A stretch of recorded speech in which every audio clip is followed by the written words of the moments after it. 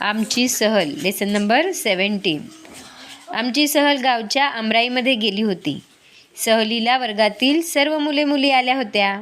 बाईंनी सगळ्यांना जेवणाचे डबे व पाण्याच्या बाटल्या आणायला सांगितले होते. चित्रकलेचे साहित्यही बरोबर घ्यायला सांगितले होते. बाई म्हणजे टीचर. तर सहल कुठे गेली होती? गावाची जी आमराई होती तिथे त्यांच्या वर्गाची सहल गेली होती. तर मग सर्व मुले मुली त्या सहलीला आले होते आणि सगळ्यांना बाईंनी काय काय आणायला सांगितलं होतं? जेवणाचे डबे आणि पाण्याच्या बाटल्या, अजून चित्रकलेचं साहित्य म्हणजे ड्रॉइंग तिथं करण्यासाठी. मग आमराईमध्ये आम्ही निघालो. रस्त्यावर वेगवेगळ्या आकारांची वेगवेगळ्या प्रकारची झाडे होती. झाडांची दाट सावली रस्त्यावर पडली होती. आम्ही रमत गमत झाडांचे निरीक्षण करत चाललो होतो. रस्त्याने जाताना बाईंनी विविध झाडांची माहिती सांगितली. म्हणजे सहल कशी निघाली? चालत चालत. मुले कशी जात होती? चालत. मग जाता जाता आमराईकडे जेव्हा ते निघाले तेव्हा त्यांना काय काय दिसलं रस्त्यामध्ये? वेगवेगळ्या प्रकारची झाडे, वेगवेगळ्या आकाराची झाडे. त्या झाडांची दाट सावली रस्त्यावर पडली होती. त्याचे निरीक्षण करत रमत गमत मुले कुठे चालली होती? आमराईमध्ये चालली होती. आणि जाताना बाई ज्या होत्या म्हणजे टीचर मुलांना सगळी माहिती सांगत होत्या. मग आमराईमध्ये आम्ही सकाळी 11 वाजता पोहोचलो. किती वाजता पोहोचले? 11 वाजता. तेथे आंब्याची खूप झाडे होती. ती ओळीने लावलेली होती.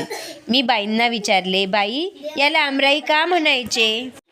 बाईंना काय प्रश्न विचारला की याला आमराई का म्हणतात? त्याच्यावर बाईंनी उत्तर दिलं, राई म्हणजे दाट झाडी आणि जिथे आंब्यांची अनेक झाडे लावलेली असतात, ती जोपासलेली असतात, त्याला आमराई म्हणतात. पट, कोकिळ, चिमण्या, कावळे, साळुंक्या असे कितीतरी पक्षी झाडावर बसले होते. त्यांचा किलबिलाट चालला होता. पक्षी आनंदाने उडत होते. आम्हीही आनंदाने बागडत होतो. आम्ही लपाछपी, शिवणाशिवणी, ऊन सावली असे खेळ खेळलो. वाऱ्याने पडलेल्या कैऱ्या गोळा केल्या. सगळ्या कैऱ्यांचा चट्टामट्टा केला. चट्टामट्टा केला म्हणजे काय? चटकमटक करून खाल्ल्या, त्याच्यावर तिखट मीठ टाकून. आम्ही सहभोजन केले. सगळ्यांनी एकत्र मज्जा केली सहलीमध्ये. त्याचे वर्णन इथे केलेलं आहे. चिमण्यांचा किलबिलाट, पक्ष्यांचा आवाज, आनंद. त्याच्यामध्ये हे सुद्धा आनंदाने तिथे बागडत होते. लपाछपी, ऊन सावली असे खेळ त्यांनी खेळले. त्यानंतर बाईंनी आम्हाला चित्रे काढायला सांगितली. म्हणजे जेवण झाल्यानंतर बाईंनी काय सांगितलं?